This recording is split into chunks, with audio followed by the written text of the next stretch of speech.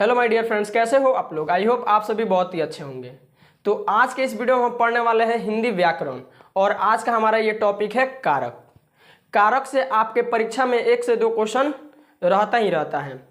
तो आज के इस वीडियो को देखने के बाद आप कभी भी कारक से कोई भी क्वेश्चन आपको दे दिया जाए, कोई भी सेंटेंस रहता है उसमें और बोला जाता है इसमें से पहचानना है कि कौन सा इस सेंटेंस में कारक लगा हुआ है। ठीक है, तो आज के इस वीडियो हम जानेंगे कारक किसे कहते हैं, कारक के कितने प्रकार होते हैं और उनका कैसे सेंटेंस में यूज होता है। यानी कि कोई सेंटेंस मिलेगा आपको तो वहां से आपको बताना होता है कि इसमें कौन सा कारक लगा है। तो बिल्कुल ही आसान तरीके से और आसान भाषा में समझने वाले हैं। तो आइए देखते हैं सबसे पहले कारक किसे कहते हैं। तो कारक किसे कहेंगे, सिंपल डिफिनेशन आपको याद रखना है। वह शब्द जो क्रिया से संबंध बनाता है उसे क्या कहते हैं, कारक कहते हैं। कारक के कुल 8 प्रकार होते हैं, यानी कि 8 भेद होते हैं। कर्ता कारक, कर्म कारक, यहाँ पे टाइम बचाने के लिए हमने लिख रखा है सब। कर्ता कारक, कर्म कारक, करण कारक, संप्रदान कारक, अपादान कारक, संबंध कारक, अधिकरण कारक, संबोधन कारक। ठीक है, और यहाँ पे हमने क्या लिखा है, तो चिन्ह इसका लिखा है, यानी इसी से पता चलेगा कि किस सेंटेंस में कौन सा कारक लगा हुआ है। ठीक है, तो सिंपल सा फंडा है, आपको क्या करना है, ये जो टेबल दिख रहा है ना, इसको किसी तरह से आपको याद कर लेना है। ज़्यादा समय नहीं लगता है याद करने में, आपको याद करना है। कैसे याद करेंगे आइए देखते हैं। कर्ता ने कर्म को करण से, संप्रदान के लिए, अपादान से अलग अलगाव यहाँ पे लिखे हम। इसको अभी समझाएंगे हम, जब एग्जाम्पल करा रहे होंगे ना तो इसको समझेंगे। ठीक है, संबंध यानी का, की, के, रा, री, रे। अधिकरण में या पर, ठीक है, में हो या पर हो। संबोधन हे, अरे।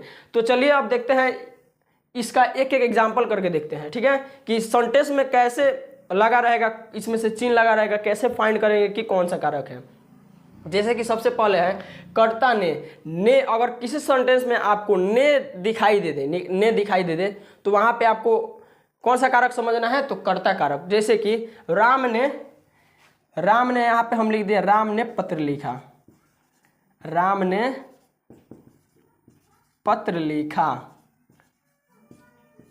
राम ने पत्र लिखा। तो यहाँ पे आप देख रहे होंगे राम ने, यहाँ पे क्या लगा है, तो ने लगा है।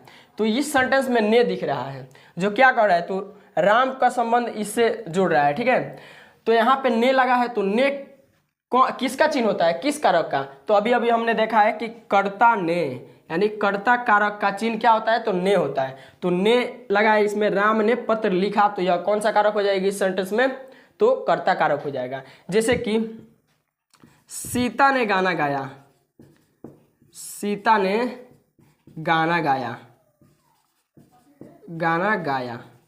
तो यहाँ पे इस सेंटेंस में आपको देखना होगा क्या इसमें लगा है, तो इसमें भी ने दिख रहा है, ये वाला ने। तो ने लगा है तो कौन सा कारक, कर्ता ने, यानी कि कर्ता कारक हो जाएगा। आई होप आपको बहुत ही अच्छे तरीके से समझ में आ रहा होगा। ठीक है, तो आइए देखते हैं अगला। यहाँ पे दूसरा हमारा कारक क्या है, तो कर्म कारक, जिसका चिन्ह क्या होता है, तो को होता है। ठीक है, क्या होता है, तो को। जैसे कि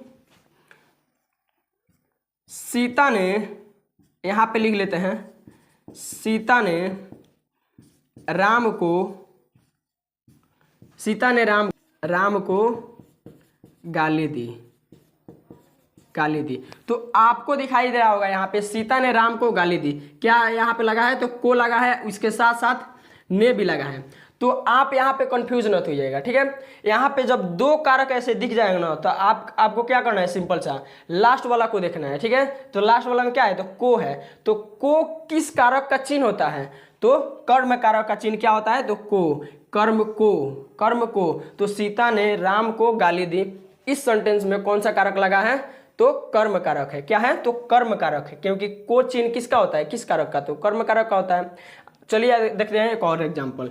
जैसे कि राम ने कुत्ते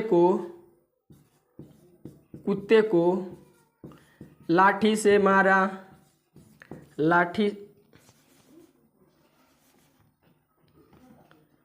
कुत्ते को मारा, राम ने कुत्ते को मारा। तो यहाँ पे भी लास्ट में आप देखेंगे तो को लगा है। को किसका कारक होता है, को चिन्ह किसका कारक होता है, तो कर्म कारक का होता है। आइए देखते हैं अगला एग्जांपल। जैसे कर्ण, यहाँ पे क्या है, तो कर्ण है। कर्ण का चिन्ह क्या होता है, तो से, कर्ण का चिन्ह तो से होता है। ठीक है, तो जैसे कि यहाँ पे एग्जांपल ले लेते हैं हम, राम ने मोहन से कहा, मोहन से कहा, राम ने मोहन से कहा। तो यहाँ पे लास्ट में हम आपको बता दिए हैं कि लास्ट में आपको देखना है। तो लास्ट में क्या है, तो से है, और से किस कारक का चिन्ह होता है, तो कर्ण कारक का होता है। तो यहाँ पे इस सेंटेंस में राम ने मोहन से कहा, इस सेंटेंस में कौन सा कारक लगा है, तो कर्ण कारक हो जाएगा। ठीक है, कर्ण। आगे देखिए एक और सेंटेंस लेकर इसका देखते हैं। जैसे कि राधा ने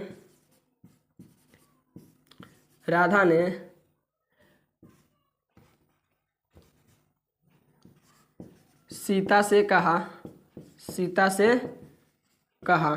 राधा ने सीता से कहा। तो लास्ट में देखना है क्या लगा है, तो से। तो से अगर कोई भी चिन्ह हो, किसी भी सेंटेंस में चिन्ह हो, तो कर्ण कारक हो जाएगा। आई होप ये भी आपको समझ में आया होगा। अगला है संप्रदान कारक। इसका चिन्ह क्या होता है, तो के लिए होता है। के लिए अगर किसी भी सेंटेंस में आपको देखने को मिलता है तो संप्रदान कारक में आपको टिक लगाना है। जैसे कि एग्जाम्पल, यह राम के लिए है, यह राम के लिए हैं, यहाँ पे क्या है, तो के लिए। और के लिए किस कारक का चिन्ह होता है, तो संप्रदान कारक का चिन्ह होता है। जैसे कि मोहन ने सीता के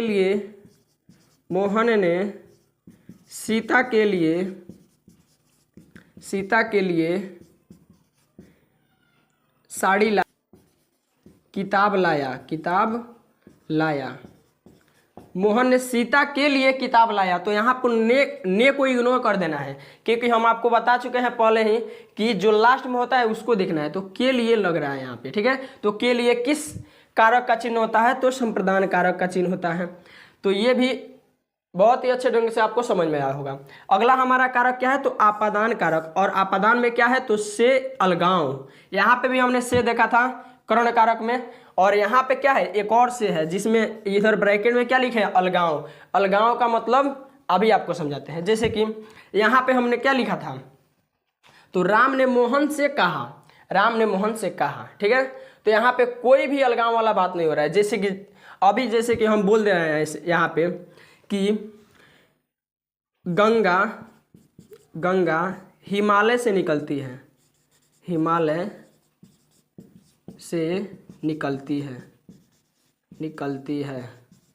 गंगा हिमालय से निकलती है। तो यहाँ पे गंगा नदी जो है हिमालय से क्या हो रही है, तो अलग हो रही है। तो यहाँ पे अलगाव हो रहा है। क्या हो रहा है, तो अलगाव। तो से लगा हो और अलगाव, यानी कि एक दूसरे से कोई चीज़ उसमें बिछड़ता हुआ हमें संकेत मिल जाए, दो चीज़ें और बिछड़ता हुआ एक संकेत मिले, तो अब वहाँ पे कौन सा कारक लगाना है, तो आपादान कारक। कौन कारक, आपादान कारक। जैसे कि वृक्ष से पत्ते गिरते हैं, तो पत्ते क्या हो रहे हैं, वृक्ष से जुदा हो रहे हैं, तो यहाँ पे भी कौन सा कारक लगेगा, तो आपादान कारक। ठीक है, आगे देखिए क्या है, संबंध कारक, जिसमें का, की, के, रा, री, रे, यानी कि संबंध जो बताए। ठीक है, जैसे कि देखिए यह राम की किताब है, यह राम की किताब है,